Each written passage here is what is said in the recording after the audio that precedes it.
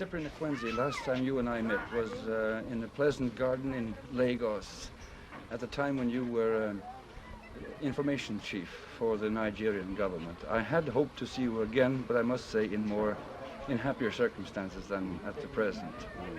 At that time, did you have any premonition, any feeling that something like this would happen? No, I didn't have any feeling that something as disastrous as this would happen, but everyone had a feeling of impending disaster from the way the census figures were being rigged, from the way the election results were being played about with. Everybody felt that something was coming, something really ominous, but nobody could predict the depth of it. No. But we all had this sense of doom hanging over us. In fact, the word revolution was mentioned a number of times, but it was a strange thing. No one had ever heard what a revolution was or experienced it. But people knew something bad was coming. Yes. Yes. Did you stay in Lagos for some time after the outbreak of hostilities? Oh, yes. I stayed in Lagos nearly a month, and not the outbreak of actual fighting. But when the Ronzi regime was overthrown, there was a sort of vacuum. People didn't know what would happen next. And I was in Lagos up to that time until I started getting evidence that my neighbors were being taken off in the night and killed. So self-preservation is the first law of nature. I had to escape. They did that in Lagos as well? They did that in Lagos, yes. I see. They did that in Lagos as well. In fact, we have a boy on the federal ministry who barely escaped death, but his companion with whom he was kidnapped was actually killed. He's here in Biafra.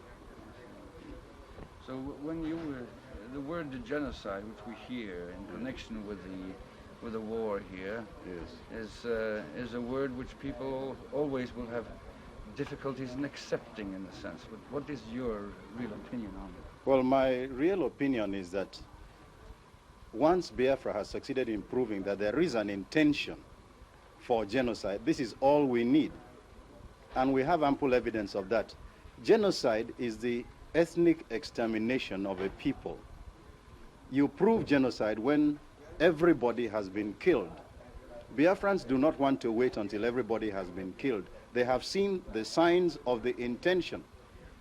Our people were killed in hundreds of thousands.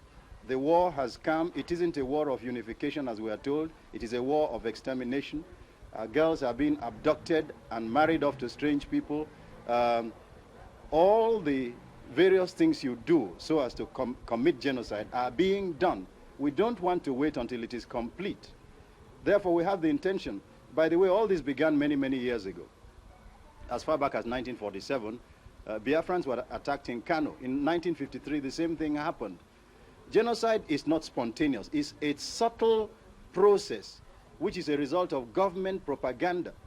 A government now uses the organ which should be used for protecting a people. It turns in that organ against the people and starts killing them using the government means.